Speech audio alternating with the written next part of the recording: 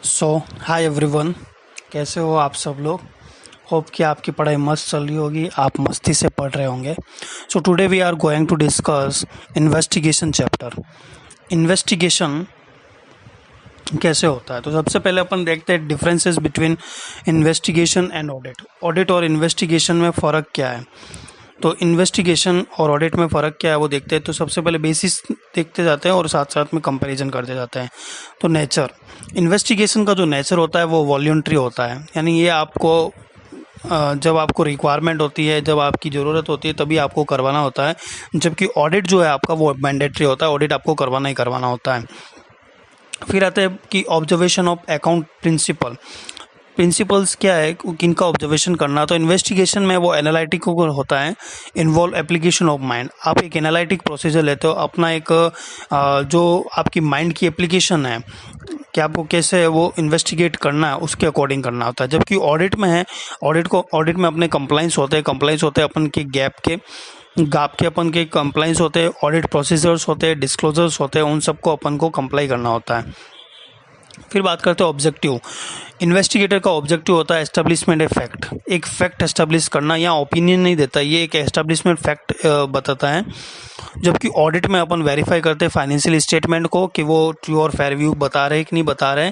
और ट्रू और fair view बता रहे किसका, statement of affair of entities के जो भी स्टेट ऑफ अफेयर हैं, बैलेंस शीट P&L वगैरह हैं, वो ट्रू और फेयर भी बता रहे कि नहीं बता रहे। फिर है कि पीरियोडिसिटी, इन्वेस्टिगेशन का कोई टाइम लिमिट नहीं होता है, जबकि ऑडिट है वो क्वार्टरली, हाफ ईयरली, एनुअली ऐसे चलता है। रिपोर्टिंग, इन्वेस्टिगेशन में वो रिपोर्ट करना होता है उस पर्सन को जिसका इन्वेस्टिगेशन कैरिड आउट किया जा रहा है। जबकि ऑडिट में है वो बिजनेस एंटिटी के ऑनर्स को है वो ऑडिट रिपोर्टिंग दी जाती है। स्कोप, इन्वेस्टिगेशन का स्कोप है वो गवर्न बाय स्टेटस होता है, नॉन स्टेचुरी होता है, मतलब स्टेट्यू के द्वारा होता है। और जबकि ऑडिट का जो स्कोप है वो वाइड होता है, for statutory audit govern by law, जो लॉ की स्टेचुरी ऑडिट होती है वो उसके द्वारा गवर्न होता है इसका स्कोप। तो ये हो गया आपके इन्वेस्टिगेशंस के और ऑडिट के बीच में डिफरेंसेस। अब इसको याद कैसे करेंगे, तो इसको याद करेंगे अपन ABCD के तौर पे। N से लेके S तक की ABCD बोल दो आप, N से लेके S तक की, तो NOPQRS, NOPQRS। N मतलब हो गया नेचर, O मतलब हो गया observation of accounting principle, O मतलब हो गया ऑब्जेक्टिव, P मतलब हो गया पीरियोडिसिटी, Q मतलब कुछ भी नहीं आएगा, मतलब Q का कोई नहीं है, और R मतलब हो गया रिपोर्टिंग, S मतलब हो गया स्कोप। NOPQRS। इसके बाद अपन स्टेप की बात करते हैं, इन्वेस्टिगेशन के क्या स्टेप हैं। स्टेप मतलब आप कैसे इन्वेस्टिगेशन करोगे वो हो गया। तो सबसे पहले डिटरमाइन करेंगे objective and establishment of scope of investigation. Objective determine करेंगे और इन्वेस्टिगेशन के स्कोप को एस्टेब्लिशमेंट करेंगे। ये अपन कैसे करते थे, ऐसे 200 जैसे ही होता है। अलग एक ध्यान रखना कि इन्वेस्टिगेशन है उस पर कोई ऐसे एप्लीकेबल नहीं होता है, क्योंकि ऐसे का मतलब क्या है, स्टैंडर्ड ऑन ऑडिटिंग, ऑडिट के स्टैंडर्ड्स हैं, और इन्वेस्टिगेशन एक अलग चीज़ है, ये वॉलंटरी चीज़ है, ये ऑडिट से अलग है, तो इसमें ऐसे एप्लीकेबल नहीं होता है, ये ध्यान रखना। तो यहाँ स्टेप की बात करें अपन, तो स्टेप में ऑब्जेक्टिव को डिटरमाइन करेंगे और इन्वेस्टिगेशन के स्कोप को एस्टेब्लिशमेंट करेंगे। जैसा ही है, जैसा अपन ऐसे 200 में पढ़ा। फिर अपन करेंगे फॉर्मुलेशन ऑफ इन्वेस्टिगेशन प्रोग्राम। अब जब ऑब्जेक्टिव डिटरमाइन हो गया, स्कोप अपन ने बना लिया, तो अपन प्लानिंग कर लेंगे, प्रोग्राम बना लेंगे कैसे इन्वेस्टिगेशन को है फॉर्मुलेट करना है। वो ऐसे 300 के अकॉर्डिंग ही हो गया। अब कैसे प्रोग्राम कैसे बनेंगे, तो should be drawn upon having regard to investigation program कैसे बनेंगे, तो नेचर ऑफ बिजनेस का क्या नेचर है, ऑर्गेनाइजेशन का स्ट्रक्चर क्या है, स्ट्रक्चर को देखेंगे। और instruction from client embedding objective and scope of work, जो भी क्लाइंट है उससे इंस्ट्रक्शन लेंगे अपन। And consequent scope and depth of investigation का कितना स्कोप है, कितना डेप्थ करना है, वो सब अपन प्लानिंग में लेंगे, प्रोग्राम बनाएंगे उसका। फिर necessity to extend investigation into books और रिकॉर्ड बिलोंगिंग टू अदर्स, अपन को वो भी प्रोग्राम देखना है कि अपन को इन्वेस्टिगेट को अगर एक्सटेंड करना है, किसी और की बुक्स को भी देखना है, रिकॉर्ड्स को देखना है, तो उसके लिए देखना होगा। प्रोग्राम बनाना होगा। फिर अपन देखेंगे कि investigator concentrate on area consider relevant rather than undertaking wide range verification. वो सिर्फ रिलेवेंट एरियाज को ही कंसिडर करेगा, रिलेवेंट एरियाज को पर ही जाएगा, वाइड रेंज में नहीं जाएगा हर चीज़ों को इन्वेस्टिगेट करे, नहीं, उसको लगता है उसी चीज़ों उसी एरिया को वो इन्वेस्टिगेट करेगा। ऐसा प्रोग्राम वो बनाएगा। उसके प्रोग्राम में होगा बिजनेस के नेचर क्या है, बिजनेस का स्ट्रक्चर क्या है, क्लाइंट से इंस्ट्रक्शन लेगा वो, और इन्वेस्टिगेशन की स्कोप देखेगा, डेप्थ देखेगा, इन्वेस्टिगेशन को एक्सटेंड करना है क्या वो देखेगा, और किस एरिया जो रिलेवेंट है उस पर कॉन्सेंट्रेट करेगा। उसके बाद स्टेप में तीसरा पॉइंट आ जाता है examination and study of various record by reference to appropriate evidence. वो एविडेंस लेगा और एविडेंस से अप्रोप्रिएट एविडेंस लेके वो एग्जामिन करेगा, स्टडी करेगा। चौथा पॉइंट हो गया analysis, processing and interpretation of finding. जो भी फाइंडिंग उसको मिलेगी उसको एनालिसिस करेगा, प्रोसेस करेगा, इंटरप्रेट करेगा, और लास्ट बट नॉट लेस्ट उसको रिपोर्ट बना के और कंक्लूजन दे देगा, रिपोर्ट बना के कंक्लूजन दे देगा। तो स्टेप में क्या हो गया, स्टेप में सीधी सी बात होगी, डिटरमाइन ऑब्जेक्टिव को डिटरमाइन करेगा, स्कोप है उसको एस्टेब्लिश करेगा, इन्वेस्टिगेशन के स्कोप को बनाएगा। उसके बाद वो प्लानिंग करेगा, प्रोग्राम बनाएगा। प्रोग्राम में अपन ने देखे क्या क्या करेगा, वो बिजनेस के नेचर को देखेगा, स्ट्रक्चर को देखेगा, क्लाइंट से इंस्ट्रक्शन लेगा, इन्वेस्टिगेशन के स्कोप और डेप्थ को देखेगा। उसके बाद इन्वेस्टिगेशन को दूसरों पे एक्सटेंड करना है या नहीं करना है, कौन से एरियाज को कंसीडर करना वो देखेगा। उसके बाद वो अप्रोप्रिएट एविडेंस लेगा ताकि उन एविडेंस को एग्जामिन करेगा, स्टडी करेगा, और जो भी फाइंडिंग्स होती है उसको इन्वेस्टिगेशन से उसको एनालिसिस करेगा, प्रोसेस करेगा, इंटरप्रेट करेगा, और फाइनल में एक रिपोर्ट बना के अपना कंक्लूजन दे देगा। ये सारा हो गया स्टेप। अब है important issue in mind while preparing this report. जब रिपोर्ट बनाना है उसको, जब वो रिपोर्ट बनाएगा तो क्या क्या इश्यूज है वो उसको अपने माइंड में रखना है। माइंड में क्या क्या इश्यू लेके लेना है। तो सबसे पहले बात कर दो कि वो फालतू की चीज़ों को दिमाग नहीं लगाएगा। फालतू की चीज़ों में दिमाग नहीं लगाएगा तो report do not contain anything irrelevant चीज़ें नहीं आएगी। सीधी सी बात है, अपन स्टडी भी कर रहे हैं तो इररिलेवेंट टॉपिक से, इररिलेवेंट फालतू के नेगेटिव लोगों से, इन सब से दूर रहो यार।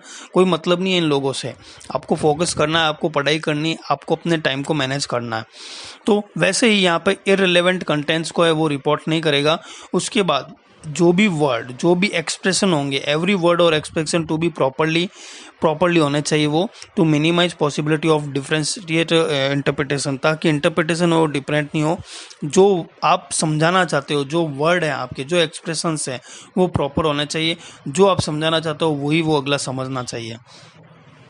फिर अपन देखेंगे fact and conclusion should be linked with evidence. एक बार अपन ने देख लिया कि भाई इररिलेवेंट चीज़ें नहीं है, एक्सप्रेस वगैरह सब है वो प्रॉपरली है, तो फिर अपन एविडेंस को है वो लिंक करके फैक्ट और कंक्लूजन निकालेंगे। फैक्ट और कंक्लूजन निकालेंगे कि क्या क्या कंक्लूजन है, क्या फैक्ट्स है। उसके बाद बेसिस और अजम्पशन, जो भी आप जिस बेसिस पे आप इन्वेस्टिगेशन कर रहे हो, क्या एजम्पशंस ले रहे हो, वो क्लियरली स्टेटेड होने चाहिए, एक्सप्लिसिटली स्टेटेड होने चाहिए, वो रीजनेबल होने चाहिए, कोई कॉन्फ्लिक्ट नहीं होना चाहिए एंटिटी के ऑब्जेक्टिव से। एंटिटी का जो ऑब्जेक्टिव है उससे वो कॉन्फ्लिक्ट नहीं होना चाहिए। और जो भी तुम्हारी रिपोर्ट है वो clearly spell out nature and objective of assignment, it's scope, limitation. जो भी आपका असाइनमेंट है, आप जब रिपोर्ट बना रहे हो तो उस रिपोर्ट में जो भी असाइनमेंट का ऑब्जेक्टिव है, नेचर है, उसका स्कोप है, लिमिटेशंस है, वो क्लियरली दिखना चाहिए। और last but not least opinion in final para of report, और रिपोर्ट के जो फाइनल पैरा होगा उसमें आपका ओपिनियन जाना चाहिए।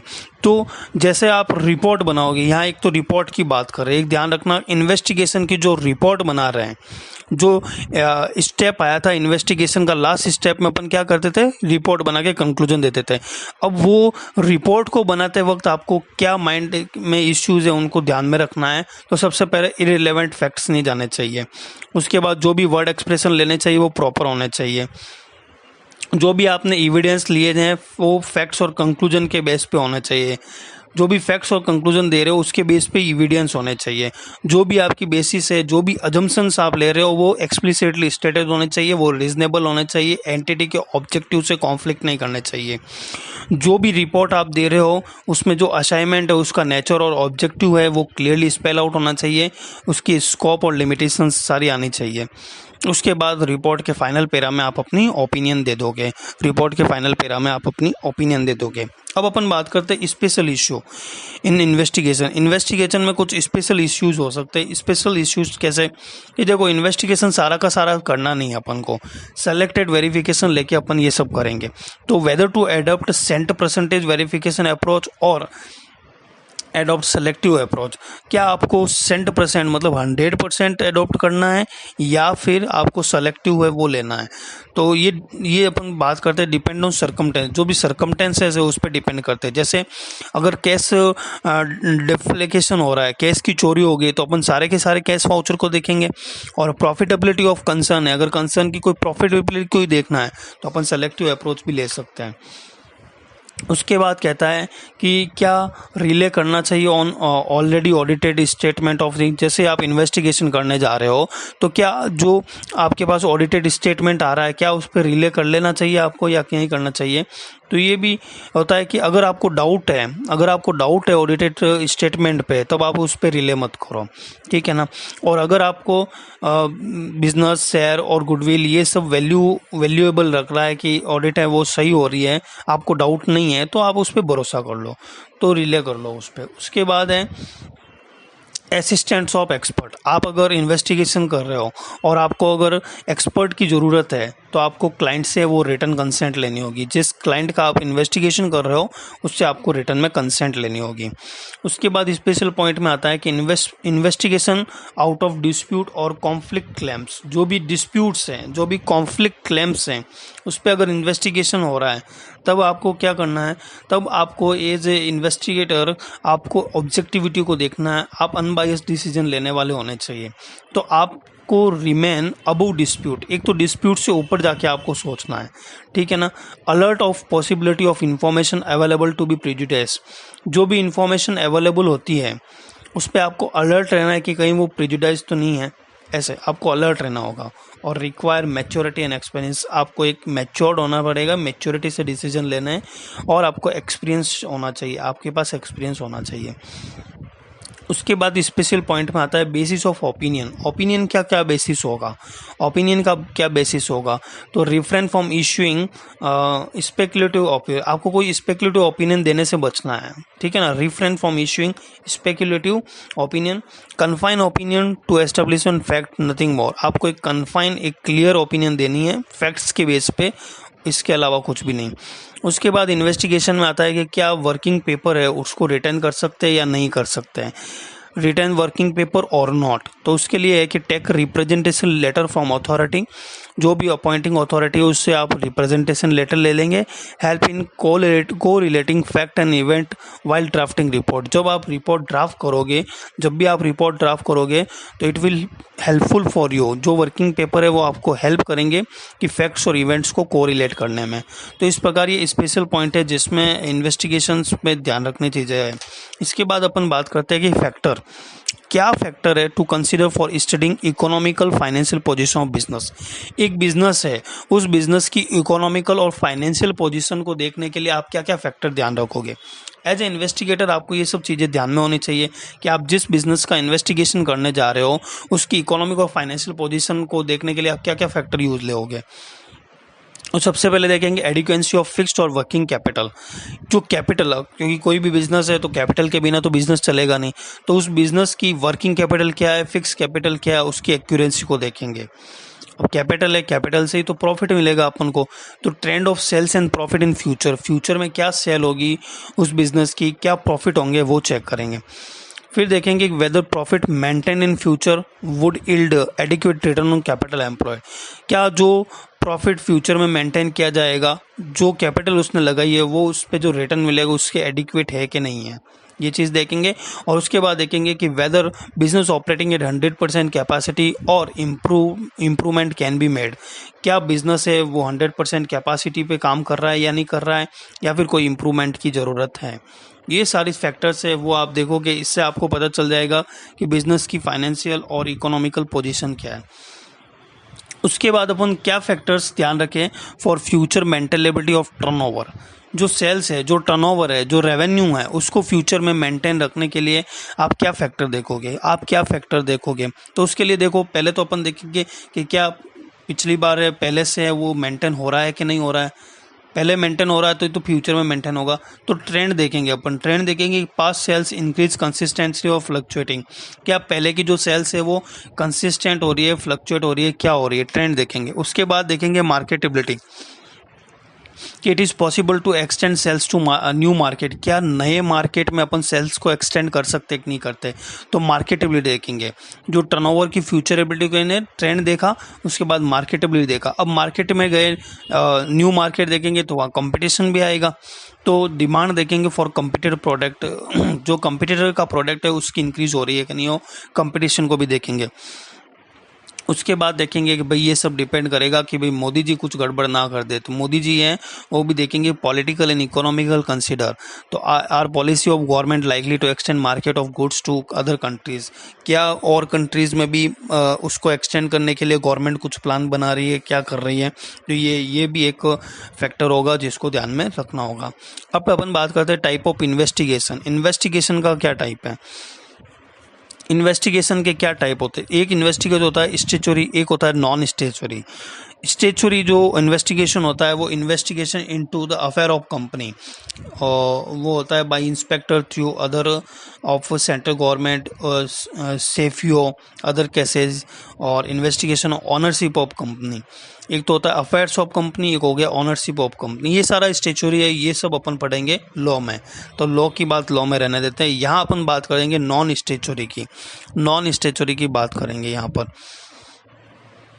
तो यहाँ अपन नॉन स्टेचुरी की बात करेंगे। तो अच्छा, तो अब अपन बात करते हैं कि general approach for investigation under companies act 2013। तो क्या जनरल अप्रोच होगी कंपनी एक्ट के हिसाब से। अगर आप इन्वेस्टिगेशन करोगे तो आपकी अप्रोच क्या होगी, आपकी क्या अप्रोच होगी। तो देखो, सबसे पहले अपन देखते हैं स्कोप। स्कोप होता है स्कोप ऑफ इन्वेस्टिगेशन। इन्वेस्टिगेशन का स्कोप कैसे है। तो इन्वेस्टिगेशन का स्कोप देखेंगे। स्कोप कैसे डिटरमाइन होगा। स्कोप डिटरमाइन होगा on the basis of TOR, term of references. References के टर्म पर स्कोप डिटरमाइन होगा। तो स्कोप डिटरमाइन हो गया। उस स्कोप किसके बेस पे डिटरमाइन हुआ, टर्म ऑफ रेफरेंसेस। अब टर्म ऑफ रेफरेंसेस कैसी होनी चाहिए, वो क्लियर होनी चाहिए। तो clarity of term of references, obtain clarity on term of references. और टर्म ऑफ रेफरेंस पे क्लियरिटी कैसे मिलेगी, वो राइटिंग में मिलेगी, वो राइटिंग में मिलेगी अपने को। तो एक बार अपन ने सबसे पहले इन्वेस्टिगेशन के स्कोप को देखेंगे। स्कोप कैसे डिटरमाइन होगा, टर्म ऑफ रेफरेंस पे। टर्म ऑफ रेफरेंस कैसी होनी चाहिए, क्लियर होनी चाहिए और राइटिंग में होनी चाहिए। उसके बाद अपन देखेंगे कि यार ये सब चीज़ों के लिए एक टाइम भी तो होता है ना, इन्वेस्टिगेशन का एक टाइमिंग भी तो होता है ना। तो अपन देखेंगे पीरियड ऑफ इन्वेस्टिगेशन, इन्वेस्टिगेशन का पीरियड। और ये पीरियड इसके बेस पे होगा, स्कोप और TOR पे। टर्म ऑफ रेफरेंस और स्कोप क्या है और टर्म ऑफ रेफरेंसेस क्या है, उसके बेस पे अपन पीरियड को डिफाइन करेंगे। अब जब पीरियड डिफाइन हो गया तो अपन प्रोग्राम बना लेंगे कि कैसे अपन को प्रोग्राम बनाना है। तो फ्रेमिंग ऑफ प्रोग्राम बनाएंगे अपन for investigation in a systematic manner. अब अपन देखते हैं प्रोग्राम बना लिया, अब क्या अपने को कोई एक्सपर्ट की रिक्वायरमेंट है क्या। तो using the work of expert की अपन सलाह लेनी है या नहीं लेनी है, कोई इंजीनियर लॉयर किसी को लेना है क्या इन्वेस्टिगेशन के लिए। और ये सब करने के बाद अपन फाइनल में अपनी रिपोर्ट दे देंगे। तो legal requirement and investigation report, और रिपोर्ट शुड बी फेयर और अनबायस्ड। ये फेयर होनी चाहिए, अनबायस्ड होनी चाहिए। तो ये सारे स्टेप हो गए। स्कोप देखेंगे, स्कोप किस पे आएगा, टर्म ऑफ रेफरेंस पे। टर्म ऑफ रेफरेंस आपकी क्लियर होनी चाहिए, राइटिंग में होनी चाहिए। एक बार स्कोप और टर्म ऑफ रेफरेंस आ गया तो अपन पीरियड को डिफाइन कर लेंगे। अब आपने टाइमिंग आ गई, आपके पास पीरियड आ गया, तो प्रोग्राम बना लो भाई इन्वेस्टिगेशन कैसे करना है। आपको एक्सपर्ट की ज़रूरत है, एक्सपर्ट की ज़रूरत ले लो, और फाइनल में अपन रिपोर्ट दे देंगे। तो ये सारी अप्रोच होगी कंपनीज एक्ट के अकॉर्डिंग कैसे इन्वेस्टिगेशन की क्या अप्रोच रहनी चाहिए। उसके बाद अपन बात करते हैं investigation on behalf of incoming partner. ये जो टाइप ऑफ इन्वेस्टिगेशन है उसके नॉन स्टेचुरी का फर्स्ट पॉइंट हो गया। Investigation on behalf of incoming और पार्टनर, जो भी इनकमिंग पार्टनर है उसके बिहाफ पर अगर इन्वेस्टिगेशन करना है तो कैसे करेंगे। तो सबसे पहले तो अपन देखेंगे कि जो इनकमिंग पार्टनर है उसका एडमिशन हो रहा है, उसका रीज़न क्या है। तो reason for offer of admission, admission किस का रीज़न क्या है, वो रीज़न को देखेंगे। उस रीज़न को देखने के लिए अपन हिस्ट्री को देखेंगे कि कंपनी का इंसेप्शन, फर्म है जो फर्म का इंसेप्शन क्या है, फर्म की ग्रोथ है, उसकी हिस्ट्री को जानेंगे। जैसे ही अपन हिस्ट्री को जानेंगे तो अपन को फर्म के बिजनेस की प्रॉफिटेबिलिटी का पता चल जाएगा। तो record of profitability of firms business, और जैसे ही प्रॉफिटेबिलिटी पता चलेगी तो अपन को पता चलेगा कि कैपिटल क्या है और उस कैपिटल पे रिटर्न क्या है, कैपिटल कितना है और उस कैपिटल पे रिटर्न कितना है। तो record of capital employed and rate of return. उसके बाद अपन एसेट और लाइबिलिटीज को देखेंगे। एसेट और लाइबिलिटीज को देखेंगे तो एग्जामाइन करेंगे एसेट एंड लाइबिलिटी की पोजीशन को। एसेट और लाइबिलिटी की पोजीशन को एग्जामिन किया, अब अपन क्वालिटी को भी देख लेते हैं। तो क्वालिटी किसकी देखेंगे, तो क्वालिटी देखेंगे ऑफ की पर्सन और क्लाइंट, दोनों की, क्वालिटी ऑफ क्लाइंट और क्वालिटी ऑफ की पर्सन। उसके बाद जैसे ही क्वालिटी हुई तो अपन देख लेते हैं कि जो एडमिशन है उसमें एक्सेप्ट किया जाए या नहीं किया जाए, तो उसके लिए अपन गुडविल को कैलकुलेट कर देंगे। गुडविल को कैलकुलेट कर देंगे। तो इनकमिंग पार्टनर के बिहाफ पे इन्वेस्टिगेशन करना है तो सबसे पहले देखो reason for offer of admission, admission के लिए क्यों ऑफर किया गया उसको वो देखो। हिस्ट्री देखो फर्म की, फर्म कैसे शुरुआत हुई, उसकी ग्रोथ क्या है। फर्म की हिस्ट्री देखी तो प्रॉफिटेबिलिटी देख लो कि रिकॉर्ड्स क्या है, records of profitability of firms business. Profitability देखी, कैपिटल देख लो, कैपिटल पे रिटर्न, रेट ऑफ रिटर्न क्या है उसकी, ये देख लिया। तो आप एग्जामाइन कर लो एसेट और लाइबिलिटी की पोजीशन को। की पर्सन और क्लाइंट की क्वालिटी को देख लो कि जो की पर्सनल है, काम कर रहे हैं, जो क्लाइंट है उसकी क्या क्वालिटीज़ हैं। एक बार एडमिशन एक्सेप्ट हो गया तो अपन गुडविल को कैलकुलेट कर लेंगे कि फर्म की गुडविल क्या है, वो गुडविल को कैलकुलेट कर लेंगे। तो इस प्रकार से आप इसको याद रख सकते हैं, इस प्रकार आप इसको याद रख सकते हैं। अब अपन बात करते हैं investigation in valuation of share of private company. एक प्राइवेट कंपनी के शेयर को वैल्यू करने के लिए आप कैसे इन्वेस्टिगेशन करोगे, तो ये थोड़ा एसएफएम का पार्ट है। तो इसमें दो मेथड दे रखे हैं वैल्यूएशन के। फर्स्ट मेथड है कि value is determine on the basis of net worth of company, company के नेटवर्थ के बेस पे अपन देखेंगे। नेटवर्थ कैसे निकलता है, एसेट माइनस लायबिलिटी नेटवर्थ निकलता है। और जब उस नेटवर्थ को अपन नंबर ऑफ शेयर, जो इक्विटी शेयर है उससे डिवाइड कर देते हैं नेटवर्थ को, तो अपने पास आ जाता है वैल्यू, आ जाती है वैल्यू ऑफ वन शेयर, एक शेयर की वैल्यू आ जाती है। जैसे ये मेथड अपन यूज़ में लेंगे तो क्या इस मेथड को यूज़ लेने तो आप फॉलो करेंगे गुडविल को, यस गुडविल को फॉलो करेंगे अपन, बिजनेस की गुडविल को भी कंसिडर करेंगे। और non trading asset like investment जो भी बेस है फ्यूचर मेंटेनमेंट प्रॉफिट के बेस पर है उनको भी कंसिडर करेंगे, सेकेंड मेथड हो गया कैपिटलाइजेशन ऑफ एवरेज प्रॉफिट, जो भी एवरेज प्रॉफिट है उसका कैपिटलाइजेशन कर देना। तो एवरेज प्रॉफिट आप लोगे कितना, पहले तो ये देखो बिजनेस के एवरेज प्रॉफिट कितना लोगे, तो 5-7 साल से, 5 से लेके 7 साल, पिछले 5 से लेके 7 साल का अपन एवरेज प्रॉफिट कैलकुलेट कर लेंगे on the assumption that the same would continue to be in future, कि ये देखेंगे कि यही एजम्पशन से करेंगे कि ये अपन फ्यूचर में भी अर्न करेंगे। Value of business is calculate by capitalization it at a reasonable rate of return, और बिजनेस की वैल्यू को अपन कैलकुलेट कर लेंगे। कैसे कैपिटलाइज करेंगे, जो भी रीजनेबल रेट ऑफ रिटर्न है, कैसे रेट ऑफ रिटर्न मिलेगा अपने को। अब जो रेट एज्यूम की जाती है अगर वो हाई है, अगर रेट हाई होगी तो वैल्यू ऑफ बिजनेस है वो कम आएगी, सीधी सी बात है। जैसे अपन रिटर्न है वो ज़्यादा अगर रखेंगे तो वैल्यू ऑफ बिजनेस है वो कम आएगी। Correspondingly it would be high if rate of return apply is low, अगर रेट ऑफ रिटर्न कम है तो वैल्यू ऑफ बिजनेस है वो ज़्यादा आएगी। तो ये वैसा वर्सा है, रेट ऑफ रिटर्न हाई तो वैल्यू ऑफ बिजनेस कम, और रेट ऑफ रिटर्न लो तो वैल्यू ऑफ बिजनेस हाई।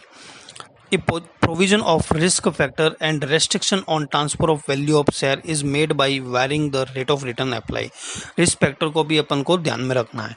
अब जो रेट ऑफ रिटर्न है that an investor expect to earn in a business of type in which companies engage, जिस company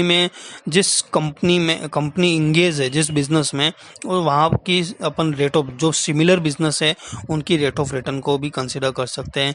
similar business की rate of जो coated है stock exchange में वो भी अपन ले सकते हैं। फिर अपन बात करते हैं investigation on behalf of bank या financial institution to advance loan to a company. अगर कंपनी है, कंपनी को बैंक या फाइनेंशियल इंस्टीट्यूशन है वो लोन दे रहे हैं, तो यहाँ पर क्या इन्वेस्टिगेशन कर सकते हैं अपन, क्या इन्वेस्टिगेशन करेंगे उस कंपनी का। सबसे पहले तो अपन देखेंगे पर्पज क्या है, क्या पर्पज से कंपनी लोन ले रही है। तो purpose for which loan is required, क्या पर्पज है, किस पर्पज के लिए लोन लिया जा रहा है। अब जब लोन ले रही है कंपनी तो अपन देखेंगे कि क्या उसको ऑथोराइजेशन है, क्या मेमोरेंडम ऑफ एसोसिएशन है कंपनी के, वो ऑथोराइज कर रहे हो उसको मनी बोरो करने के लिए। तो सबसे पहले पर्पस देखा, फिर ऑथोराइजेशन देखा, ये दोनों चीज़ें क्लियर हुई। फिर अपन देखेंगे कि वो पेमेंट शेड्यूल क्या है। Schedule of repayment submitted by borrower including assumption of cash profit और cash available for repayment। तो शेड्यूल देखेंगे अपन रीपेमेंट का। जैसे ही रीपेमेंट का शेड्यूल देखा तो अपन देखेंगे कि कंपनी की क्या रेपुटेशन है, फाइनेंशियल स्टैंडिंग क्या है, जिसे पता कि भाई भरोसा हो जाएगी उसको कि वो रीपेमेंट कर देगा। तो एक नॉर्मल लोन में भी ये चीज़ें देखी जाती हैं कि अपन किसी को लोन देते हैं तो लोन में देखते हैं कि वो रीपे कर पाएगा कि नहीं कर पाएगा। तो उसके लिए अपन देखते हैं उसकी रेपुटेशन क्या है, उसकी बैलेंस शीट है, उसके बैंक्स में है वो कैसे मंथली है, वो कैसे टर्नओवर हो रहा है, क्या ट्रांजैक्शंस हो रहे हैं। तो एक फाइनेंशियल स्टडिंग भी देखते हैं और उसकी बिजनेस की रेपुटेशन को भी देखते हैं। ये चीज़ें देखने के बाद एक बार अपन हिस्ट्री भी देख लेते हैं, उसकी 5 साल की ग्रोथ और डेवलपमेंट क्या है, उसकी परफॉर्मेंस क्या है, ये भी एक बार उसकी हिस्ट्री देख लेंगे। और ये देखने के बाद अपन एक मेन चीज़ और देखेंगे कि क्या कंपनी ने किसी और बैंक में एप्लीकेशन लगाया है लोन के लिए, और वहाँ अगर एप्लीकेशन लगाया है तो अगर वहाँ रिजेक्ट कर दिया गया है तो उस रिजेक्शन के रीज़न क्या है, ये चीज़ देख लेंगे। तो नॉर्मल सी चीज़ें देखनी है इसमें, क्या पर्पज़ है, क्या कंपनी ऑथोराइज्ड है लोन लेने के लिए, रीपेमेंट शेड्यूल क्या है। अगर रीपेमेंट शेड्यूल है तो भरोसा देख लेते हैं कंपनी फाइनेंशियल स्टडिंग कैसी है, कंपनी की रेपुटेशन कैसी है।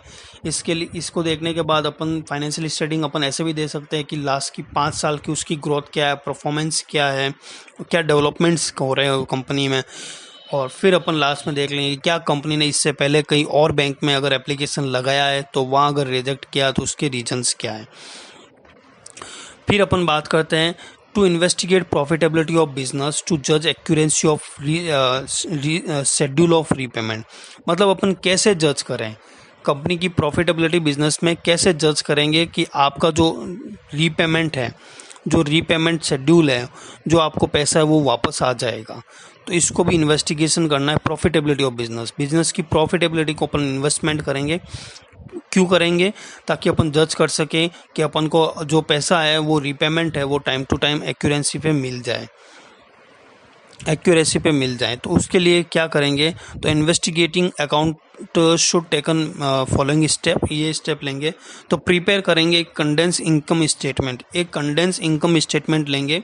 वो कैसे बनाएंगे, लास्ट के प्रीवियस 5 ईयर के स्टेटमेंट ऑफ P&L से अपन एक कंडेंस इनकम स्टेटमेंट बनाएंगे, जिसमें इनकम होगा, एक्सपेंडिचर होगा, अमाउंट ऑफ ग्रॉस और नेट प्रॉफिट होंगे, जो उसने टैक्स पेड किया है लास्ट 5 सालों में, ये सारी चीज़ें उसमें होगी कंडेंस इनकम स्टेटमेंट में।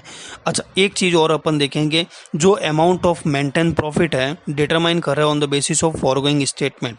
इन स्टेटमेंट के बेसिस पे जो अमाउंट है अपन प्रॉफिट का निकाल रहे हैं, क्या वो अपन जो लोन दे रहे हैं उस लोन देने की वजह से जो इन्वेस्टमेंट करेगा उस बोरोड फंड से वो इंक्रीज होगा इन्वेस्टमेंट, तो क्या ये उसका प्रॉफिट भी इंक्रीज होगा, ये भी अपन देखेंगे। तो amount of maintain profit determine on the basis of forgoing statement should be increased, वो भी इंक्रीज होगा bye amount by which these would increase on investment of borrowed fund के इन्वेस्टमेंट से इंक्रीज होगा तो उसका प्रॉफिट भी इंक्रीज होगा। ये चीज़ अपन को देखनी है। दूसरी बात अपन देखेंगे रेशियोज़ को देखेंगे, ये क्या रेशियोज़ हैं कंपनीज़ के। Sales to average inventory ratio, inventory से सेल्स का देख लेंगे। फिक्स एसेट्स का sales to fix asset ratio देखेंगे। इक्विटी टू फिक्स एसेट देखेंगे। Current asset to current liability देखेंगे। Quick asset to quick liability देखेंगे। Equity to term loan loans का रेशियो देखेंगे अपन, डेप्ट इक्विटी हो गया एक तरह से, सेल्स टू बुक डेप्ट मतलब वही ट्रेड रिसीवेबल, डेटर रेशियो, और return on capital employed ROC देखेंगे। तो ये सारे रेशियोज देख लेंगे जिससे कि अपने को एक आइडिया आ जाएगा कि वो रीपेमेंट कंपनी कर सकती है, उस कंपनी की प्रॉफिटेबिलिटी है वो मेंटेन रहेगी, ये सब रेशियोज से मेंटेन हो जाएगा। तीसरी चीज़ एक और अपन देखेंगे कि प्रोडक्ट वाइज एनुअल सेल क्या है, उसका एक ब्रेकअप का स्टेटमेंट ले लेंगे कि कंपनी का ट्रेंड क्या है प्रोडक्ट का। जैसे अब कंपनी ABCD 3-4 प्रोडक्ट ले रही है, उन प्रोडक्ट की एनुअल सेल्स कितनी हो रही है उसका ब्रेकअप ले लेंगे। तो इससे अपने को आइडिया आ जाएगा कंपनी के प्रोडक्ट है वो कंपनी है जो जैसे 4 प्रोडक्ट बना रही है, तो उसमें कंपनी के कौन से प्रोडक्ट की कितनी प्रॉफिटेबिलिटी है वो चेक कर सकते हैं, और किस प्रोडक्ट की मार्केट में क्या ट्रेंड है, क्या डिमांड है। तो ये सारी चीज़ें अपन को उसके एनुअल सेल से पता चल जाएगी। तो इससे अपन को एक सेटिस्फिकेशन आ जाएगा कि हाँ भाई हमारा पैसा डूबने वाला नहीं है, हमारा पैसा हमको मिल जाएगा, बिजनेस है वो फ्यूचर में भी प्रॉफिटेबल चलेगा। ये सारी चीज़ें को इन्वेस्टिगेशन किया जाता है। फिर अपन बात करते हैं step involve in verification of asset and liability included in balance sheet of borrowed company which has been furnish to bank को जो बोरोवर कंपनी है, मैं हूँ, अगर मैं लोन ले रहा हूँ बैंक से, तो मैं बैंक को फर्निश कर रहा हूँ बैलेंस शीट अपनी। उस बैलेंस शीट में जो एसेट और लाइबिलिटीज़ आ रही है उसके वेरिफिकेशन के लिए बैंक इन्वेस्टिगेटर है वो क्या स्टेप लेगा, तो उसके लिए स्टेप लेगा फिट इन्वेस्टमेंट। क्या इन्वेस्टमेंट फिट है? अगर मेरे इन्वेस्टमेंट फिट है तो क्या वो सिक्योर्ड है? अगर सिक्योर्ड है तो इंश्योर्ड भी होंगे, और इंश्योर्ड है तो कंटिजेंट नहीं होंगे। ऐसे अपन इसको याद रखेंगे। फिट का मतलब हो गया FIT, F मतलब हो गया फिक्स एसेट, I मतलब हो गया इन्वेंटरी देखेंगे, ट्री मतलब हो गया, T मतलब हो गया ट्रेड रिसीवेबल देखेंगे, और इन्वेस्टमेंट को देखेंगे। उसके बाद देखेंगे सिक्योर्ड और अनसिक्योर्ड लोन है, सिक्योर्ड अनसिक्योर्ड लोन को देखेंगे। सिक्योर्ड है तो इंश्योरेंस देखेंगे, इंश्योरेंस है तो कंटिजेंट लाइबिलिटी देखेंगे, और लास्ट में एक पॉइंट है प्रोविजन ऑफ टैक्स भी देखेंगे। तो फिक्स एसेट को देखेंगे कि उसकी ग्रॉस वैल्यू क्या है, डेप्रिसिएशन क्या है, एसेट पे क्या चार्ज है, रिवैल्यूएशन क्या है। फिर इन्वेंट्री देखेंगे कि इन्वेंट्री किस टाइप की है, इन्वेंट्री का क्या नेचर है, क्या इन्वेंट्री पे कोई लोन ले रखा है, प्लेज की हुई है क्या, तो उसको भी डिस्क्लोज करेंगे कितना अमाउंट का लोन है। ट्रेड रिसीवेबल देखेंगे कि क्या कोई ट्रेड रिसीवेबल है, डेप्ट है, उनका क्रेडिट पीरियड एक्सपायर्ड हो गया है क्या, और वो भी डेप्ट देखेंगे जो 6 महीने में पेमेंट कर रहे हैं अपने को, और 6 महीने से ज़्यादा में पेमेंट कर रहे हैं, वो ट्रेड रिसीवेबल देखेंगे। उसके बाद इन्वेस्टमेंट देखेंगे कि कब इन्वेस्टमेंट परचेज किया गया है, उनकी कॉस्ट क्या है, उनकी फेस वैल्यू क्या है, मार्केट वैल्यू क्या है, इन्वेस्टमेंट्स को देखेंगे। उसके बाद देखेंगे सिक्योर्ड अनसिक्योर्ड लोन कितना है, और अगर सिक्योर्ड लोन है तो उस पर कितनी एसेट को प्लेस किया गया वो भी अपन डिस्क्लोजर ले लेंगे। उसके बाद प्रोविजन ऑफ टैक्स देखेंगे कि कितना टैक्स है वो एसेस हुआ है प्रीवियस ईयर तक, वो देख लेंगे। फिर इंश्योरेंस देखेंगे, schedule of insurance policy, company ने क्या एसेट है, इन्वेंटरीज है, जो भी है बिल्डिंग है सारा का कितना इंश्योरेंस वगैरह ले रखा है वो अपन देख लेंगे। और फिर कंटिजेंट लाइबिलिटी देख लेंगे, इंश्योर करेंगे completeness of disclosure, contingent liability सारे डिस्क्लोजर वगैरह आ गए, एक नए आ गए। तो अगर आपका इन्वेस्टमेंट अगर फिट है तो सिक्योर्ड भी है, और सिक्योर्ड है तो इंश्योर्ड है तो कंटिजेंट नहीं है। इस ढंग से अपन याद कर सकते हैं कि जो बैलेंस शीट अपन दे रहे हैं बैंक को लोन पर्पज के लिए, उसमें जो एसेट और लाइबिलिटी है उसका वेरिफिकेशन इन स्टेप से कर सकते हैं। अब अपन बात करते हैं fraud at operational level employ. Operational level employees पर है क्या फ्रॉड हो सकता है, इनको जस्ट रीड करना है आपको और कुछ नहीं करना है। तो फर्स्ट पॉइंट है tampering of cheque, draft, online payment received. तो चेक को है, ड्राफ्ट को है, ऑनलाइन पेमेंट को है या रिसिप्ट को, इनको टेम्पर करके भी फ्रॉड किया जा सकता है। बट ऑनलाइन पेमेंट को है वो जनरली है वो एक ट्रांसपोर्ट मैकेनिज्म माना जाता है to prevent the above fraud. उसके बाद off book fraud. Off book fraud हो गया कि fraud perpetrator misappropriate cash before these are recorded in books और before sale is recorded in books. Books में जैसे ही सेल को रिकॉर्ड की जाती है उससे पहले, या फिर बुक्स में रिकॉर्ड की जाती हैं सेल को, तो उससे पहले ही कैश को है वो मिस अप्रोप्रिएट किया जाता है, ऑफ बुक फ्रॉड किया जाता है। फिर है cash misappropriation. Cash misappropriation हो गया कि cash is misappropriated after accounting entry are already passed in the books में अकाउंटिंग एंट्री पास करने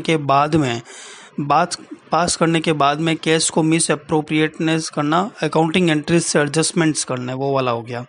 उसके बाद हो गया टीमिंग एंड लीडिंग हो गया कि कैश डिपॉजिट्स और cheque collected from customer being overlapped with collection from subsequent customer and amount collected is diverted to personal account. यानी इसमें क्या किया जाता है कि टीमिंग और लीडिंग यही होगा कि जैसे आपको कस्टमर से है वो क्रेडिटर्स से कस्टमर से आपको पेमेंट रिसीव होता है, तो आप क्या करते हो, उसमें वो अमाउंट नहीं चढ़ाते हो और फिर अपने पर्सनल में लेके उसको अमाउंट को कलेक्ट करो, वहाँ डाइवर्ट करते हो और फिर बाद में जब उसको मिलता है किसी और का पेमेंट तो वो पेमेंट उसमें चढ़ा के, इस प्रकार यानी हेरा फेरी चलती रहती है। तो reconciliation of customer account at point of time and confirmation from customer, इसके लिए आपको कंफर्मेशन लेनी चाहिए कि जैसे कस्टमर हो गया तो साल के एंड में अपन कस्टमर्स का कंफर्मेशन ले देते हैं और फर्म का जिस एंटिटी का है वहाँ से उस कस्टमर का कंफर्मेशन लेके दोनों का मिलान कर लेते हैं कि उसने जो पेमेंट दिया है उसने एंटिटी ने उसी टाइम पे उसको रिकॉर्ड किया है या नहीं किया है। इस प्रकार से अपन डिटेक्ट कर सकते हैं। फिर बात करते हैं फ्रॉडुलेंट डिस्बर्समेंट मतलब इशूइंग और सबमिशन ऑफ फॉल्स बिल, गलत बिल, फ्रॉड बिल देना और पर्सनल एक्सपेंसेस बिल्स, ये सब फ्रॉडुलेंट डिस्बर्समेंट करना, यानी कन्वर्टेड इनटू ऑफिशियल एक्सपेंसेस वगैरह, पर्सनल एक्सपेंसेस को ऑफिशियल में बना देना, फेक बिल्स लाना, ये सब।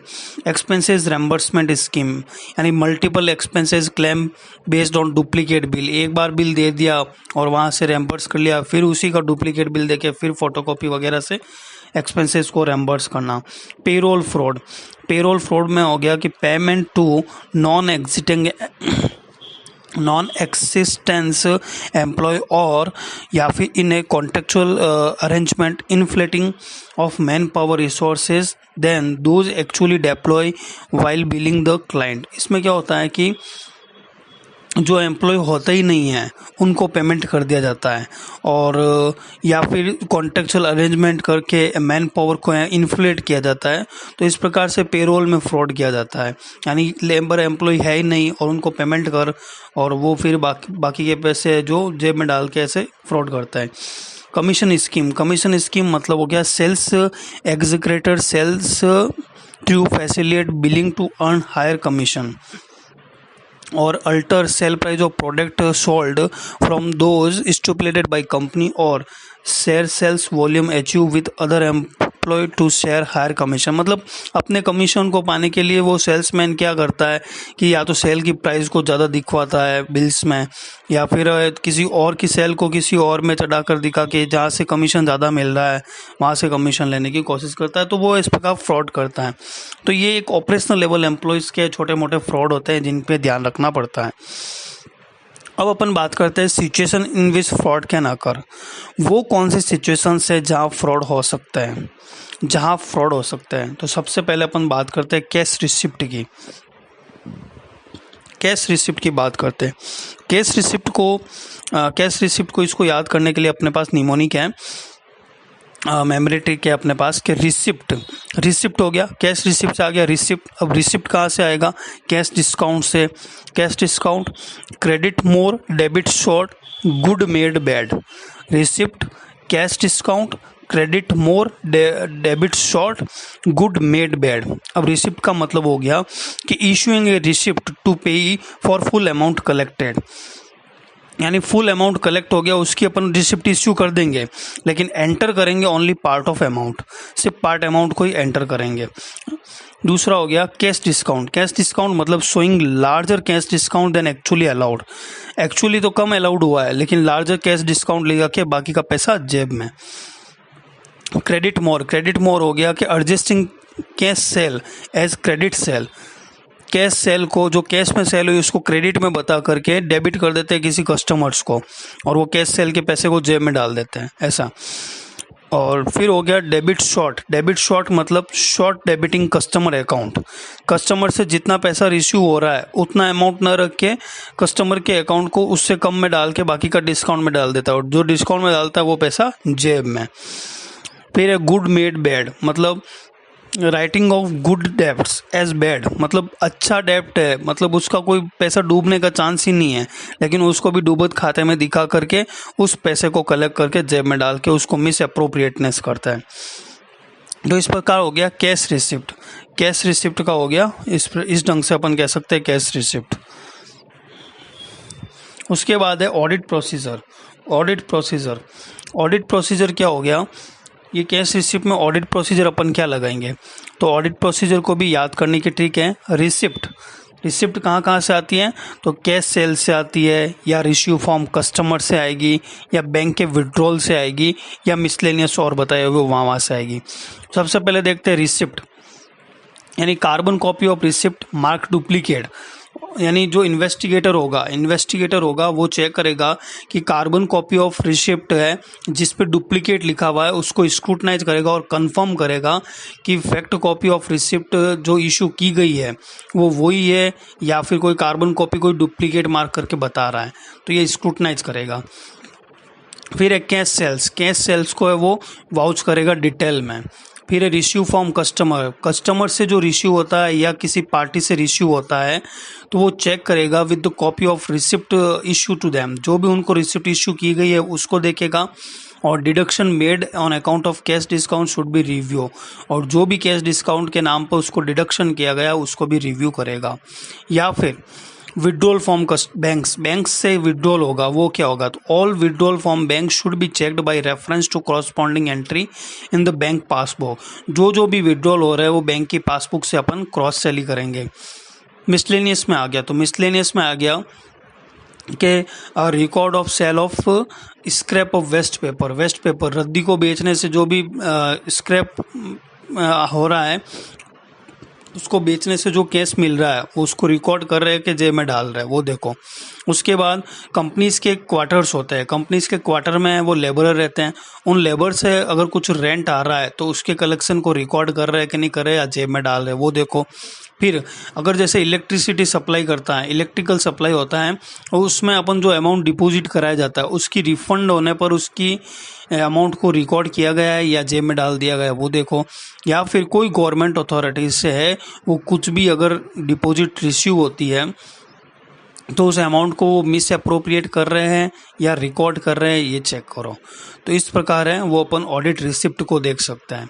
इसके बाद दूसरा जो सिचुएशन है वो है कैश पेमेंट।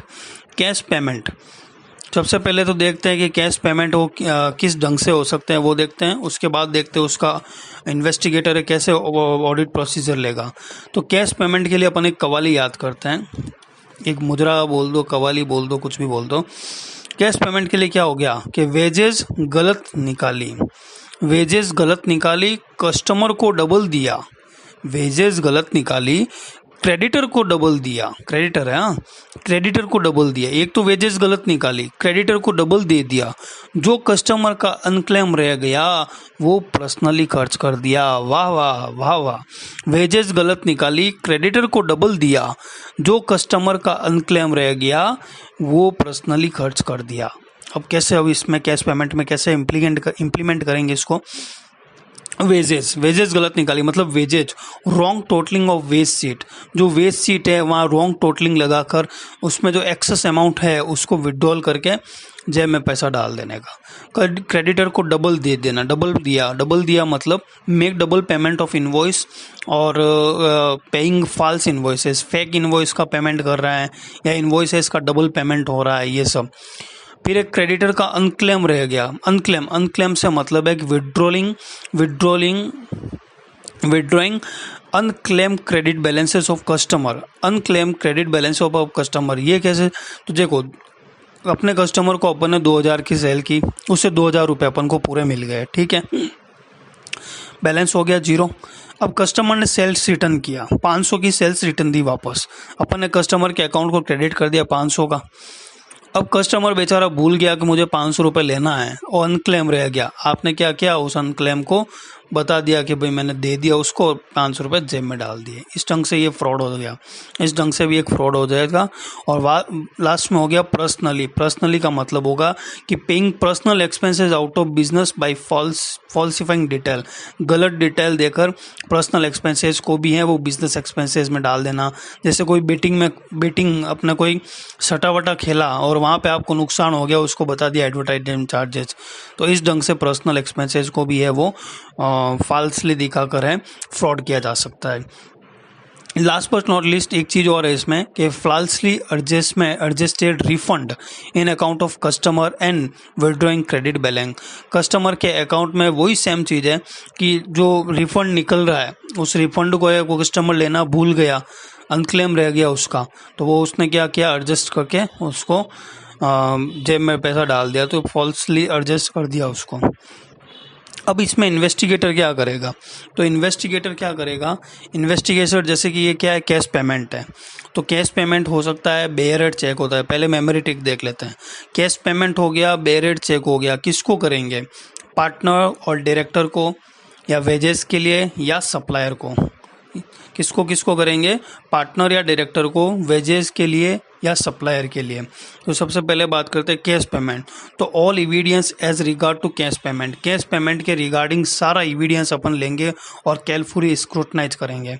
फिर है बियरर चेक, बियरर चेक के से भी जो भी पेमेंट्स किए गए हैं उनको पूरा एग्जामिनिंग करेंगे। फिर है पार्टनर और डायरेक्टर, तो पार्टनर और डायरेक्टर से कंफर्मेशन लेंगे कि जो अमाउंट यहाँ शो किया जा रहा है क्या वही अमाउंट उनको पेमेंट हुआ है। तो confirmation should be obtain from partner and director in respect of amount show to have been paid to them. उसके बाद है वेजेस, वेजेस में भी आपको रिव्यू करना है। The system of recording of wages should be reviewed for possible over totalling of veg sheet and entries in them of dummy workman. मतलब जो भी वेजेस आ रही है उनकी ओवर टोटलिंग हो रही है या क्या हो रहा है ये रिव्यू करो, या डमी वर्कमैन डाल दिया, कोई फर्जी के नाम डाल के सैलरियाँ उठा रहे हैं, वेजेस का पेमेंट कर रहे हैं, तो वो भी आपको देखना है। फिर है सप्लायर, सप्लायर का लिए आपको देखना है कि the system of ordering and receiving goods, जो आपका ऑर्डर करते हैं गुड्स को और गुड्स जो रिव्यू होता है उसके सिस्टम को रिव्यू करना है, जिससे कंफर्म हो जाएगा कि no payment is made in respect of supplies not received. कोई सप्लाई अगर मिली नहीं है तो उसका पेमेंट तो नहीं गया है, ये चीज़ देख लेंगे अपन। तो ये सारी चीज़ें देख सकते हैं। इसमें एक पॉइंट और आ जाएगा कि in case where a figure appear to have erased altered on receipt issue by party on reference to party concern, actual amount paid to him should be conferred। तो अपन क्या इसमें क्या है कि जो भी कोई एंट्रीज हैं जिससे किसी से कोई रिसिप्ट हुई है पार्टी से, उसको अल्टर कर दिया, अरेज कर दिया और एक्चुअल अमाउंट उसको पेड किया उसको, तो उससे वो कंफर्मेशन लेना है अपने को। उससे इसको छोड़ दो, आप छोड़ दो, अपने को जो पॉइंट है वो उसको याद रखो, वही ठीक है। उसके बाद हो गया fraud through supplier laser. Supplier laser के थ्रू क्या क्या फ्रॉड करना है, क्या फ्रॉड हो सकता है। तो इसके लिए पहले मेमोरी टिक देख लेते हैं कि इनवॉइस जो होता है सप्लायर को अपन सप्लायर से अपने को क्या मिलता है, इनवॉइस कैसे हो सकते हैं, डुप्लीकेट हो सकते हैं, हायर प्राइस्ड हो सकते हैं, या फिर सप्लायर से अपन को क्या मिलता है, क्रेडिट नोट। तो सप्लायर से क्या हो गया, इनवॉइस और क्रेडिट नोट हो गया, और इनवॉइस डुप्लीकेट भी हो सकता है, हायर प्राइस भी हो सकता है। बस इसी पे 4 पॉइंट बन जाएंगे अपने।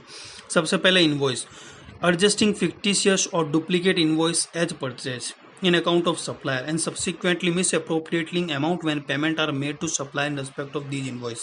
मतलब डुप्लीकेट और फिक्टिशियस इनवॉइस लगा देना परचेज के नाम पे, फिर उनको पेमेंट करके बाकी का पैसा वापस उनसे कैश में कलेक्ट कर लेना, ये सारा भी फर्जीवाड़ा चलता है। तो ये भी हो गया। दूसरा हायर प्राइस बता देना, तो accepting purchase invoice at price considerably higher than market price and collecting वही एक्सेस अमाउंट है वो कैश में कलेक्ट कर लेगा, दोनों में एक ही चीज़ है।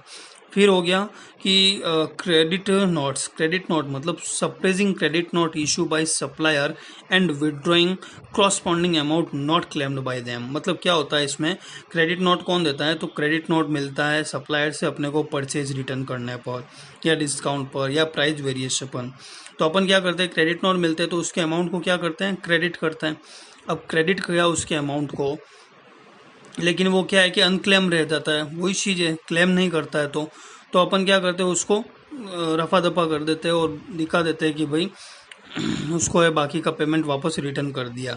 तो इस ढंग से ये सप्रेस करते थे, क्रेडिट नोट को ही छिपा देते हैं, जिससे कि वो कॉरस्पॉन्डिंग अमाउंट नॉट क्लेम ऐसे, और बाकी उससे जो पैसा मिलता है वो जेब में डाल देते हैं। बस यही चीज़ होती है। तो ये 4 पॉइंट हो गए आपके इसमें। और विड्रॉल से ले सकते हैं कि withdrawal amount unclaim by supplier, वही सेम चीज़ है। अगर वो अनक्लेम रह गया तो आप उसको है वो दिखा दोगे कि हमने क्लेम कर लिया और पैसा आ गया, जबकि एंट्री वेंट्री में कुछ एडजस्टमेंट करोगे नहीं। तो ये एक तरह का सप्लायर का फ्रॉड हो गया। अब इसमें इन्वेस्टिगेटर क्या करेगा, इन्वेस्टिगेटर देखेगा, इन्वेस्टिगेटर 3 वे चेक देखेगा, 3 वे चेक करेगा, फिर कंफर्मेशन और इंटरनल कंट्रोल को देखेगा, कंफर्मेशन लेगा और इंटरनल कंट्रोल को देगा। तो 3 वे चेक क्या हो गया, सबसे पहले purchase journal should be vouch, purchase journal को देखेगा, उसको वाउच करेगा। कैसे? By reference to entry in good inward book. जो भी गुड्स इनवर्ड होता है, फैक्ट्री हो गई उसमें जो भी गुड्स इनवर्ड होता है, तो वहाँ जो वॉचमैन वगैरह बैठे रहते हैं वो एक गुड इनवर्ड बुक बनाते हैं। उस इनवर्ड बुक से अपन परचेज जनरल को चेक करेंगे और उसके बाद सप्लायर के इनवॉइसेस से कंफर्म करेंगे कि क्या अमाउंट जितना क्रेडिट होना है उतना ही करेक्टली क्रेडिट हुआ है या नहीं हुआ है, ये चीज़ करेंगे। उसके बाद कंफर्मेशन, कंफर्मेशन मतलब all suppliers should be requested to furnish statement of their account to see whether or not any balance is outstanding और due as to confirm that allowances और rebate given by them have been correctly adjusted and were duly authorise by the authorise person. वही चीज़ें आपको confirmation लेनी है, आपको एक दूसरे के लेजर्स को चेक करना है और ये कंफर्म करना है कि सारी चीज़ें बराबर है कि नहीं है। उसके बाद इंटरनल कंट्रोल, तो एग्जामिन करेंगे system of internal control, internal control system को एग्जामिन करेंगे किसके रेस्पेक्ट में, परचेज ऑर्डर या possibility of collusion with supplier, मतलब सप्लायर के साथ मिली भगत करके कुछ पॉसिबिलिटीज़ होती है कि फेक इनवॉइसेस ले लो, हाई प्राइस पे ले लो, ये सब करके कॉल्यूजन बना करके फ्रॉड किया जाता है। तो इसमें इंटरनल कंट्रोल सिस्टम को देखो कि वो कितना मजबूत है उस कंपनी में। उसके बाद अपन है कस्टमर लेजर पे आ जाते हैं। कस्टमर लेजर के बेस पे क्या क्या फ्रॉड हो सकता है। कस्टमर लेजर में एक तो हो जाएगा तुम्हारा टीमिंग और लीडिंग, टीमिंग और लीडिंग वही कर सकते हैं कि इस कस्टमर का अब पेमेंट मिला तो यहाँ पर, उस पेमेंट का तो मिला वहाँ पर, वो सब कर सकते हैं। दूसरा हो गया miss appropriate amount collected from customer, customer से जो पेमेंट मिलता है उसको मिस अप्रोप्रिएट करना और एडजस्ट करना किसी और अकाउंट से, और अलाउंसेज और रिबेट को है वो एक्सेस प्राइस लेकर ऐसे चार्ज करना। तो यहाँ पर अलाउंसेज और रिबेट है उसका भी ध्यान में रखना है, अलाउंसेज और रिबेट का यहाँ पर ध्यान रखना है। तो इसमें ऐसा ही है कि कस्टमर से वो कलेक्ट कर लेगा और उसको अलाउंसेज रिबेट वगैरह दिखा करके एडजस्टमेंट कर देंगे, तो ये एक फ्रॉड हो सकता है। तीसरी बात है crediting amount receive from a customer to account of another customer, मतलब इस कस्टमर से मिला अपने को, वो कर दिया किसी और कस्टमर के साथ में set, and subsequently withdrawing amount wrongly credited, और जो रॉन्गली क्रेडिटेड किया उसको फिर से विड्रॉल कर देते हैं, हटा देते हैं। तो ये सारे फ्रॉड चलते हैं। अब इन्वेस्टिगेटर क्या करेगा, इन्वेस्टिगेटर क्या ऑडिट प्रोसीजर लगाएगा, तो कंफर्मेशन इनटू 2, मतलब 2 बार कंफर्मेशन लेगा और प्लस देखेगा डेबिट क्रेडिट, तो 2 बार कंफर्मेशन, 2 बार कंफर्मेशन कैसे लेगा, तो accountant should obtain confirmation of customer से कंफर्मेशन लेगा। दूसरा, those of them who have no balance in accounts should be requested to confirm statement of their account, अच्छा जिनके अकाउंट्स के बैलेंस 0 आ रहे हैं उनके भी कंफर्मेशन लेकर चेक करेंगे कि क्या उनके 0 हो रहे हैं कि एक्चुअल में उनसे पैसे अपन मांग रहे हैं अभी भी, या फिर कुछ उसमें भी एडजस्ट किया गया है। फिर है डेबिट क्रेडिट का मतलब हो गया कंफर्म करेंगे that the account of customer have been debited in respect of goods supply, जो गुड्स सप्लाई की गई है उसी में उसको डेबिट किया गया है, तो उसके लिए क्रॉस चेक करेंगे with those in sales day book, क्या उस दिन सेल्स हुआ है उस कस्टमर को, तो क्या वो गुड्स गया है, उस गुड्स को इन्वेंट्री से चेक कर सकते हैं अपन, और ऐसे इस प्रकार क्रॉस चेक कर सकते हैं। इसके बाद है special attention should be paid to allowances adjustment on account of goods return और difference in price, goods return होता है, डिफरेंसेस होता है, तो अलाउंसेस वगैरह के एडजस्टमेंट को भी आपको स्पेशल अटेंशन से चेक करना है। उसके बाद है इन्वेंट्री फ्रॉड, इन्वेंट्री फ्रॉड की मेमोरी ट्रिक है कि रिमूव गुड्स रिमूव किया जा रहा है, मैनिपुलेट रिकॉर्ड, थेफ्ट और प्रोडक्शन। यानी गुड्स रिमूव किया गया, उसके बाद रिकॉर्ड्स को मैनिपुलेट किया गया और कह दिया कि ये तो चोरी हो गया या प्रोडक्शन में इन्वेंट्री का खप गया, ऐसे इसको याद रखो। तो employ remove goods from premises, क्या फ्रॉड करते हैं, तो वो लोग फ्रॉड करते हैं, एम्प्लॉय हैं वहाँ से प्रीमाइसेस से गुड्स को ही चोरी कर लेते हैं, गुड्स को रिमूव कर देते हैं। Inventory record manipulate by employ, फिर एम्प्लॉयज़ क्या करते हैं, इन्वेंट्री के रिकॉर्ड को मैनिपुलेट करते हैं ताकि गुड्स रिमूव हुआ है वो पता ही नहीं चले उनको। फिर जब पता चल जाता है तो कह देते हैं कि theft of goods conceal by writing them of, यानी गुड्स चोरी हो गया ऐसा कर करके उसको राइट ऑफ करने की कोशिश करते हैं। या फिर inflating quantities issue for production of deflecting raw material मतलब जो क्वांटिटी कम पड़ रही है वो कह रहा है कि उसके प्रोडक्शन में खप गई है, प्रोडक्शन में पूरी यूज़ आ गई है। तो इस प्रकार के भी फ्रॉड हो सकते हैं। अब इस प्रकार के फ्रॉड को पकड़ने के लिए इन्वेस्टिगेटर क्या वेरिफिकेशन प्रोसीजर लेगा, तो such theft usually are possible through collusion among number of person. पहली बात तो ऐसी चोरी या ऐसा फ्रॉड कैसे होगा, तो ये सब मिली भगत से होगा, एक दो आदमी के बस की बात नहीं है, सारी टीम जुड़ेगी उसमें। जहाँ प्रोडक्शन, जहाँ से इन्वेंट्री आ रही है वहाँ से लेके प्रोडक्शन हो रहा है, प्रोडक्शन, डिस्पैच, प्रोसेस, सारे जगह पर मिली भगत होकर ऐसी हो सब पॉसिबल होता है। Therefore for their detection entire system of, उसके लिए आपको पूरे सिस्टम को देखना है, receipt, storage, dispatch of all goods, सारा का सारा सिस्टम देखना है और देखना है कि सिस्टम में कहाँ पर कहीं वीकनेसेस है उन सबको रिव्यू करेगा।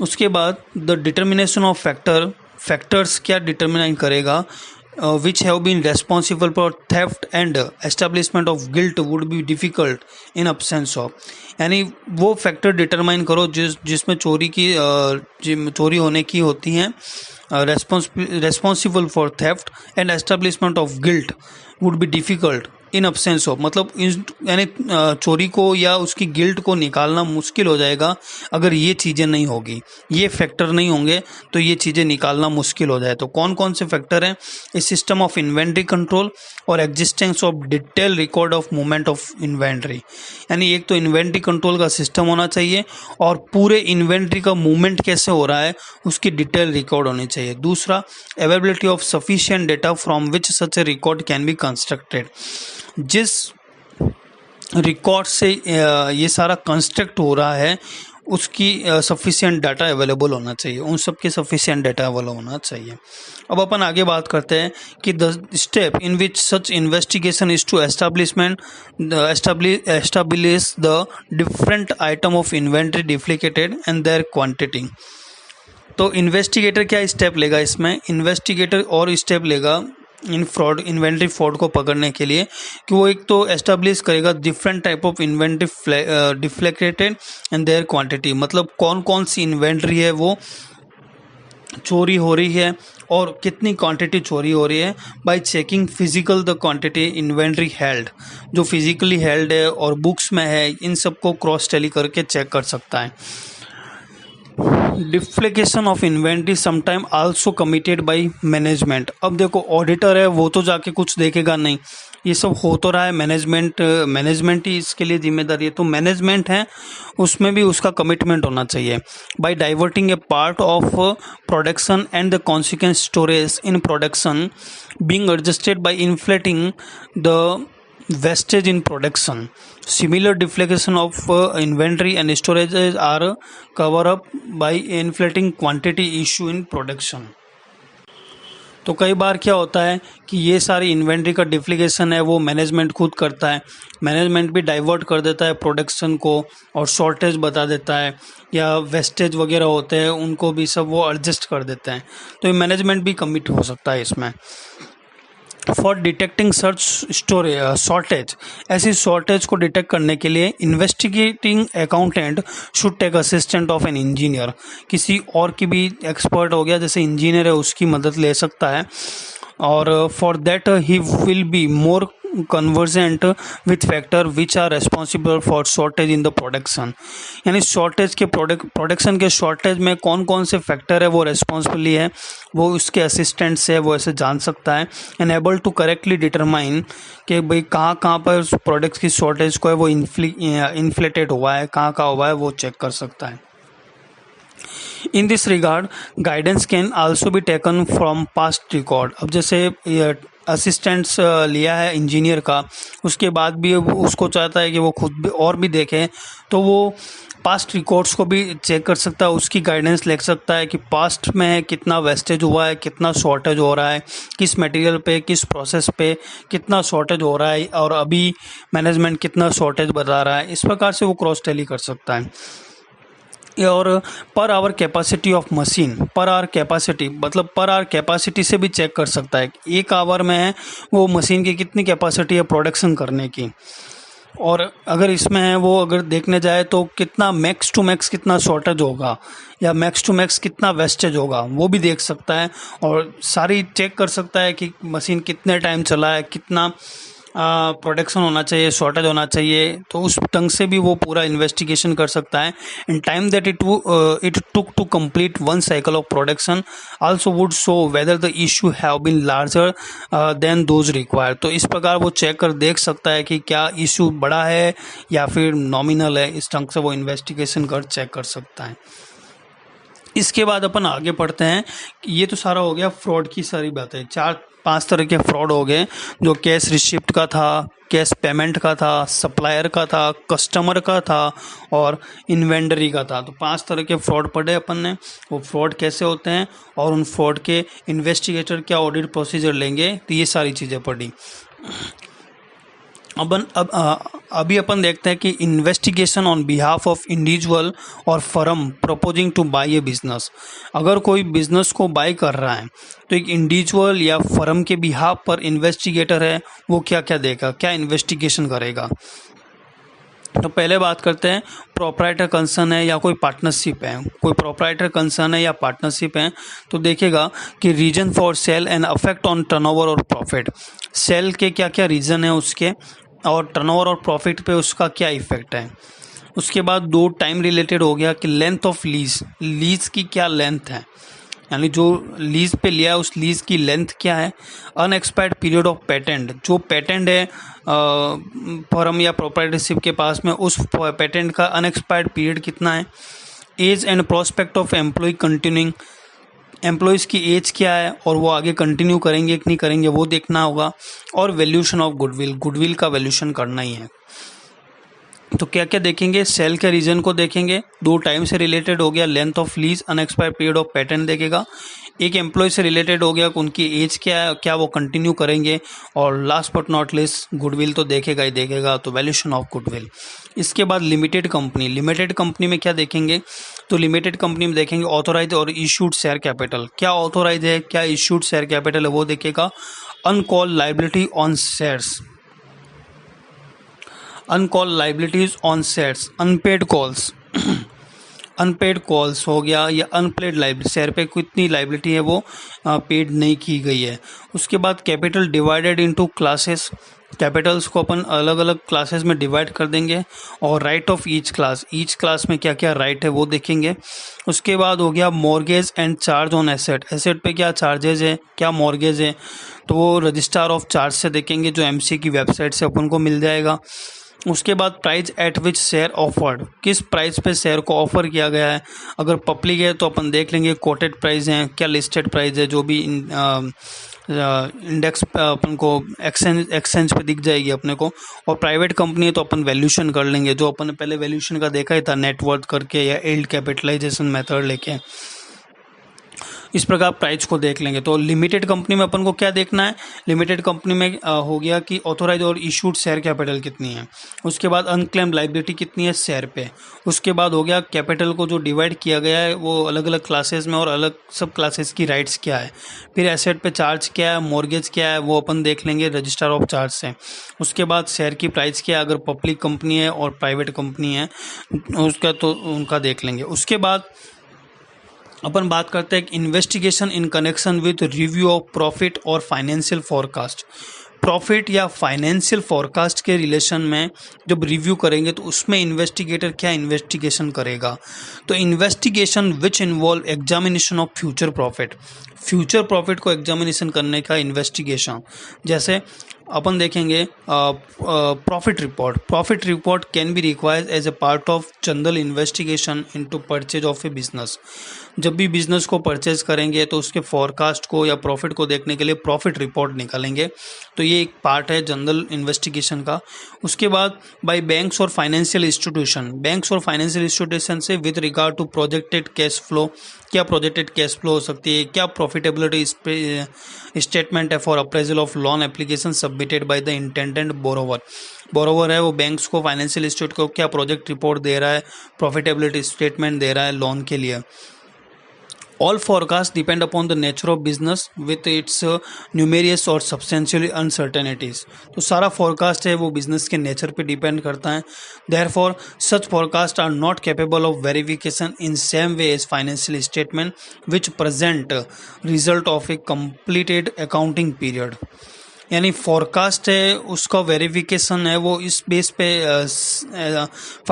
अभी जो फाइनेंशियल स्टेट है उसके सेम बेस पे तो नहीं हो सकता, क्योंकि ये एक फोरकास्ट है और फोरकास्ट है, अपने को भविष्य तो पता चलता नहीं है। तो forecast not capable of verification in same way as a financial statement, जैसा कि फाइनेंशियल स्टेटमेंट है वैसा तो वो नहीं होगा। Normally such situation involve special review, यहाँ स्पेशल रिव्यू होता है जो पास्ट के इवेंट्स पे डिपेंड करता है और स्पेशल रिव्यू करके देखा जा सकता है। तो प्रॉफिट और फाइनेंशियल फोरकास्ट किया जाएगा, उसके लिए अपन ने देख लिया कि एग्जामिनेशन ऑफ फ्यूचर प्रॉफिट करेंगे, लाइक प्रॉफिट रिपोर्ट निकालेंगे, बैंक फाइनेंशियल इंस्टीट्यूशंस को बोरोवर ने क्या लोन एप्लीकेशन के रिकॉर्ड दिए वो देखेंगे, और जो फोरकास्ट होता है वो इतना कैपेबल नहीं होता है जितना कि आज अपन फाइनेंशियल स्टेटमेंट से अपने पास प्रेजेंट है उससे अपन देख रहे हैं। तो this is the completion of your topic investigation. काफ़ी बड़ा चैप्टर था ये, सो इसको आपको बार बार रिवाइज करना रहेगा। जितना रिवाइज करेंगे आप चीज़ें उतनी आपके इजी होती जाएगी। So thank you so much.